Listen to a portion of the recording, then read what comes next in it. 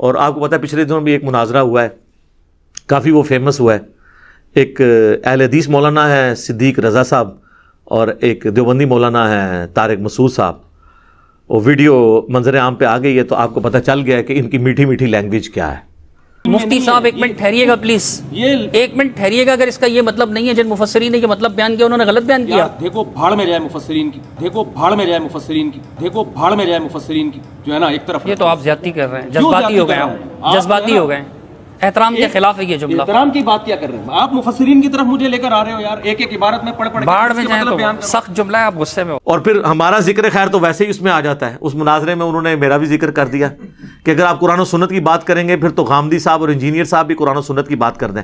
تو ہم بھی یہ کہتے ہیں کہ ہر آدمی کو اگر آپ بے لگام چھوڑ دیں گے نا، جب چاہے جو چاہے حدیث اٹھا کے، تو غامدی بھی حدیث کی باتیں کر رہا ہے، انجینئر صاحب بھی حدیث کی باتیں کر رہے ہیں، پھر قواریت اس سے پھیلے گی.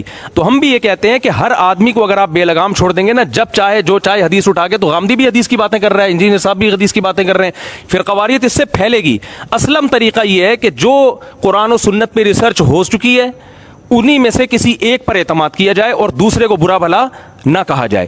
تو میری رائے یہ ہے کہ امت کو ٹوٹنے سے، اختلاف و انتشار سے اور خواہشات سے بچانے کے لیے میرے پاس یہ پیکیج ہے اور اس سے بہتر پیکیج نہیں ہے. اور آپ نے ان کی لینگویج اور گفتگو سے اندازہ لگا لیا. اور پھر بار بار اس میں وہ کہہ رہے ہیں کہ جی دیکھیں صحابہ کرام سے جب کوئی مسئلہ جا کے پوچھتا تھا تابعی تو وہ دلیل نہیں مانگتا تھا.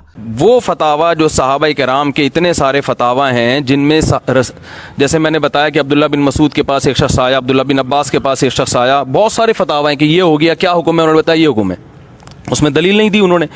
تو صحابی نے غلط کیا یا اس تابعی نے غلط کیا کہ بغیر دلیل کے صحابی کی بات کو فالو کیا انہوں نے؟ تو تابعی صحابی کے فتوے کو بغیر دلیل کے فالو کر رہے ہیں. اور درجنوں فتاوی ہیں مصنف عبد الرزاق، مصنف ابن ابی شیبہ کے، جن کو آپ بھی مانتے ہیں کہ ان میں بہت سارے واقعات ہیں. تابعی صحابی کے پاس آئے، انہوں نے مسئلہ پوچھا، صحابی نے مسئلہ بیان کر دیا، نہ دلیل پیش کی، نہ تابعی نے دلیل پوچھی اور تشریف لے گئے.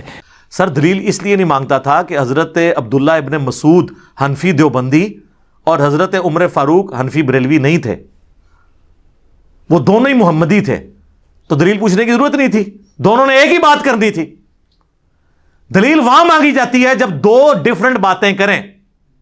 آج تو آپ حنفی امام حنیفہ کی جائز روحانی اولاد، چلیں میں کہہ لیتا ہوں، دونوں آپس میں ایک دوسرے کو مسلمان ماننے کے لیے تیار نہیں ہو. المحنت پڑھ لیں، حسام الارمین پڑھ لیں. تو آج تو ہم پوچھیں گے نا بھی دلیل پیش کرو.